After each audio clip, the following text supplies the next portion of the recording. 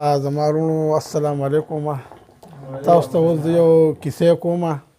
نو کیسې خو همیشه خلکو به وایي چې دا د دې خو پخوا د باچایانو کیسې به درته کوم چې پخوا زمانه کې څه شوي دي.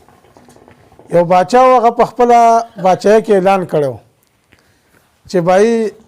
د هغه سره یو څلور وزیران وو او په هغه څلور وزیرانو باندې یو سوال وکړو چې بای تاسو ما ته ووایئ چې داسې ښځه به په دنیا کې چې هغه یو د هغې اواز ښایسته وي، بل هغه په خپله مزېداره وي، ښکلي، او بله دینداري، او بل هغې سره ستر پړدی،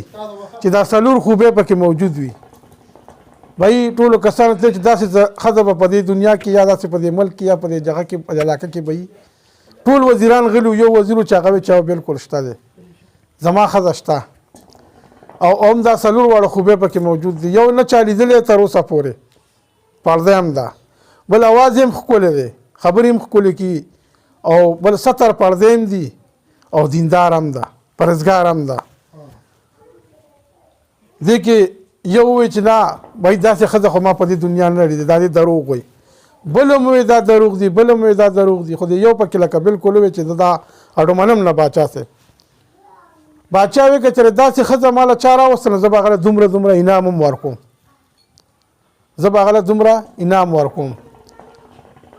ده ووایي چې بس باچا د انعام غرضي نه یم، او په ښځه کې مې دا څلور واړه خوبۍ په دروازه کې موجود دي. خیر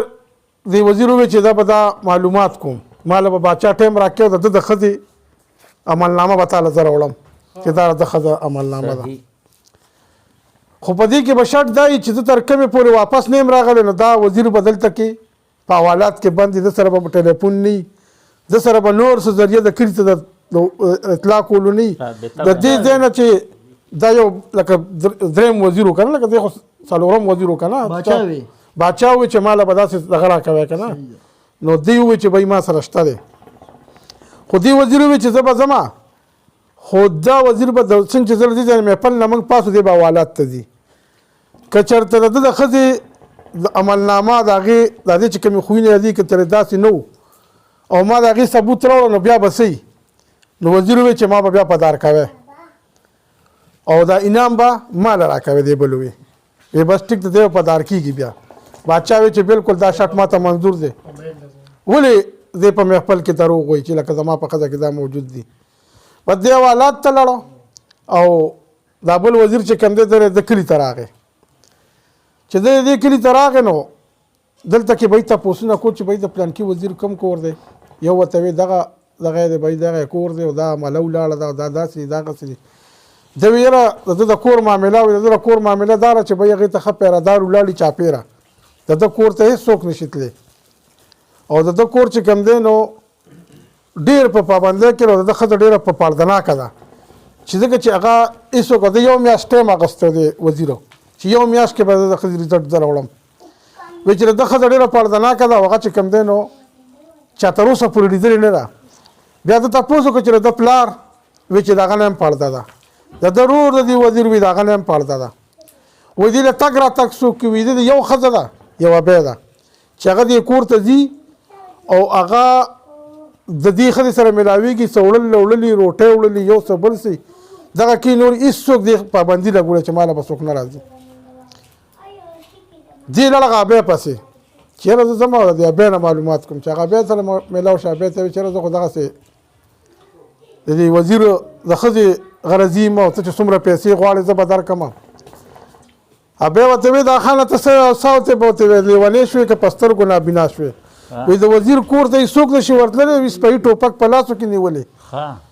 دومره پیردار خلک ولاړ چې سپهي ټوپک په لاسو کې نیولي، او د وزیر کور ته هېڅوک نشي ورتللی، وایي سپهي ټوپک په لاسو کې نیولې. وایي د وزیر کور ته هېڅوک نشي تللی. بهی ده ورته وایي چې بیا به څه کوم؟ ورته وایي ګوره دا خبره د زړه نه وباسه، د هغې د زړه، ځکه چې هغه تر اوسه پورې وزیر کور ته د تر اوسه پورې زما نه بغیر یو انسان نه راتلی د هغه کور ته. بهی دی ولګېدل. ده ورته وایي یو بل کار وکړه. بیا وایي زه د عشق غرضي نه یم چې زه د وزیر په ښځه مین شم. ما د وزیر له لاس څه نښه پکار ده چې بهی ما ته هغه نښه میلاو شي، او زه چې کوم دی نو زما هغې کې غرض دی ما نو ته چې څومره دولت غواړې بېسیاره دی واله بیا بس ټیک ده خانه زه به خپل دغه کوم خو ګوره دا شی ګوره ډېر ګران کار دی بیا بس ته بیا لالچ واغسته بوډۍ وه پیسو شوه کې ډېرو بس بایي په دې سودا کې ونښته چې د وزیر د ښځې د لاس یو نښه په کار ده چې دا به لړه په دې درک کې به ګرځېدله یو ورځ نو یو ورځ وه چې دا لړه د بالښت لاندې چاړه پرته وه او د هغې لاس کې د سرو زرو د سپینو نه جوړو دې هکه چاړه راواغستله او دې ته دا 100% په هغې کې د وزیر نوم هم لیکلی و په چاړه کې چېرې دا خو د وزیر د لاس د دې نه بله غټه نښه نشي کېدی هکه چاړې راواغستله هکه وزیر لی راوړه ورته ویې دا هغه نښه ده د لاس د دې نه بله قیمتي نښه نشي کېدی ځکه چې دا د وزیر د لاس جوړه شوې چاړه ده او دا هغې کې خپل نوم هم هغه لیکلی دی بایي وزیر ډېر زیات ښه خوشحاله و چاړې واغستله و بیا یې ډېرې غټې پیسې ورکړې ورته ویې بس بیا زما کار وشو او زما ټایم هم په پوره کېدو کې دی بس میاشت پوره کېدو کې دی او زه ځم خپل وطن ته او بس دا خبره زما او ستا راز دی بس دا پټ به وساتې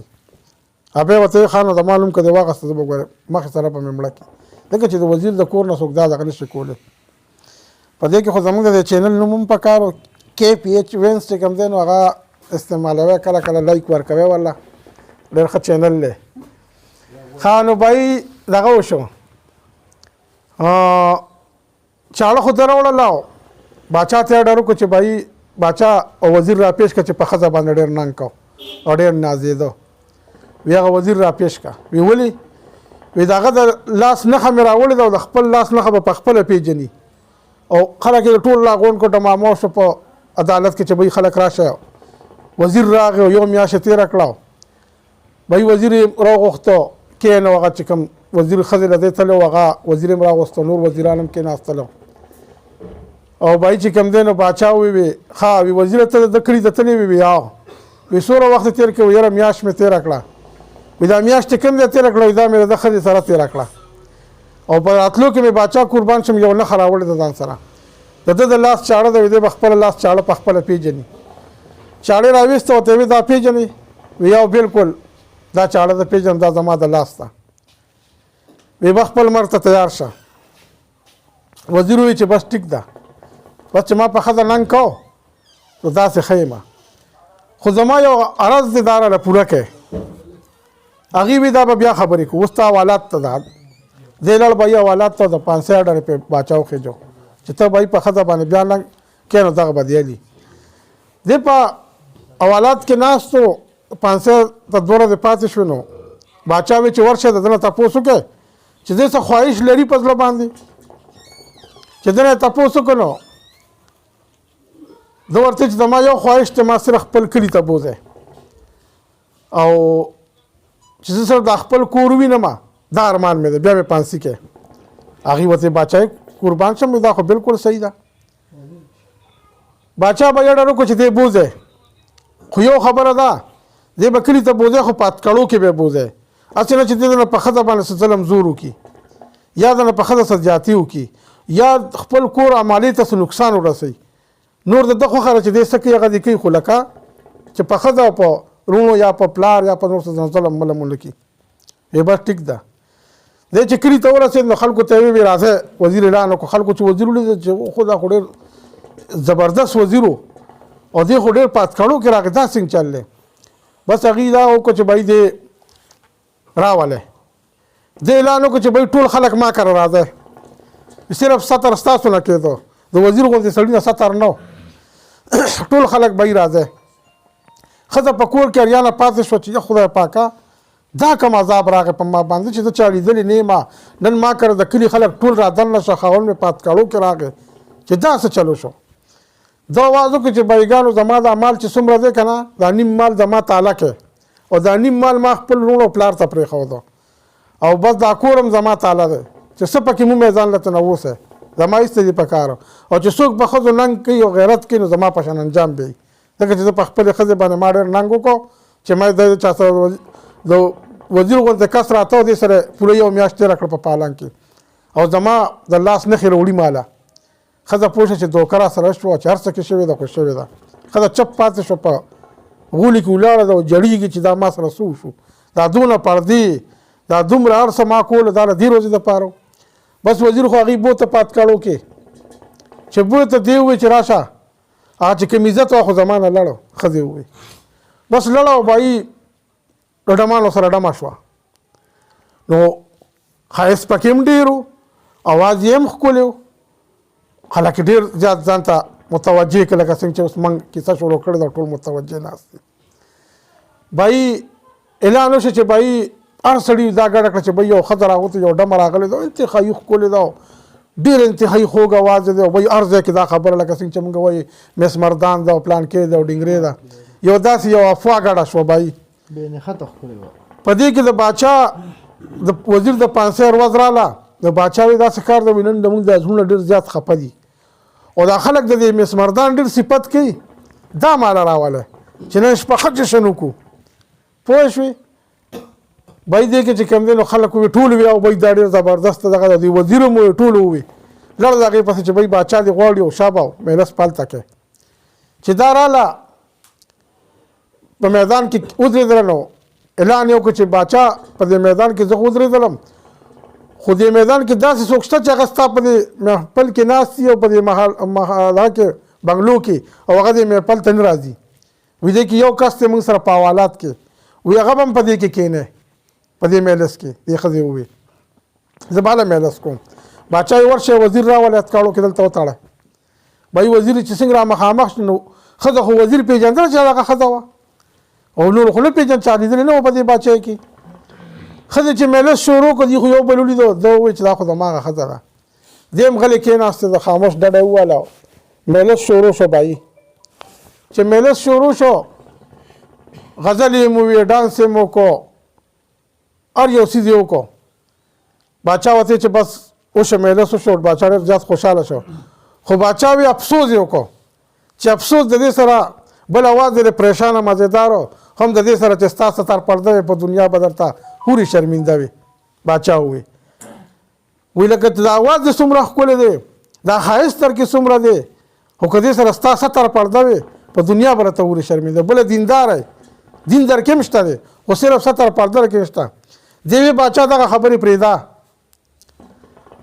باچا ورته وایي چې ته انعام څه غواړې ځکه چې ما داسې اعلان کړو چې زه به داسې کس ته انعام ورکوم خو تا کې یو خوبي صرف کمی دی چې پرده دې نشته نور هغه 3 خوبونه در کې شته اواز دې هم ښکلی دی ښایسته مې او دینداره مې خو ستر پرده دې نشته نو اوس ته ووایه چې څه انعام غواړې هغه به در کوم دې ورته باچا انعام نه غواړم خو ستا په یو وزیر باندې مې قرض دی ودار ورته هغې وي چې یو قرض مې دی پې باچا ډېر غوسه شو وی بېغرضه چې د ډم هم په تا باندې قرض دی دا کم یو وزیر دی چې د ډمانو پې هم قرض پاتې دی دې ورته وایي چې دا وزیر دی هغې خو پېژنده چې دا وزیر دی د اطلاع کړې ده بایي وزیر قسم وخوړه چې باچا دا ښځه دا ډمه په دروغه وایي زه دا ډمه پېژنم نه نو چې دا څوک نه ده دا ما په لومبي ځل ولیدله نو هغې ورته وایي تا په کومه خوله ویل سیدالله خان ته چې ورغلی وم ستا ښکلي مکان ته تا په کومه خوله ویلو باچا ته یې وایي زه د دې وزیر ښځه یم زه په کومه خوله دلته کې وي چې زه ورغلی یم د هغه ښکلي مکان ته بایي خبرې مبرې وکړې باچا ډېر غوسه شو وایي زه د دې وزیر ښځه یم او دا ټول خویونه په ما کې موجود دي چا نه هم لیدلې خو دې راغی دلته ما کر یوه بیا کار کو د هغې زما د کوره دا چاړه هغې راوړې ده دا چاړه هغې راوړې ده او زما د کور نه راوړې ده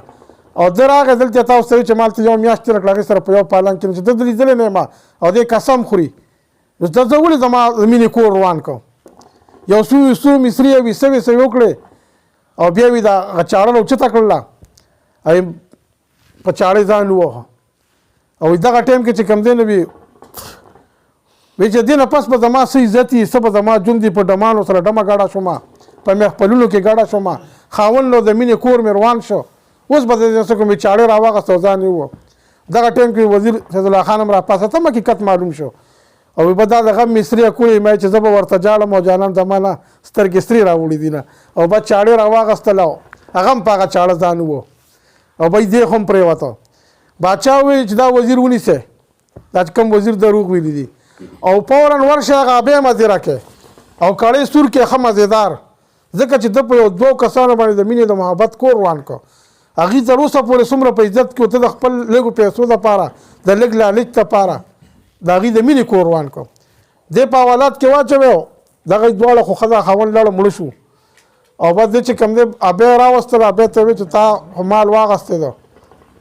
او بایي چې کوم دی نو کړی یې سور کړو مې ورته هغه وزیر وویشته مې ورته هغه ابی وویشته پکاوړی یې کړو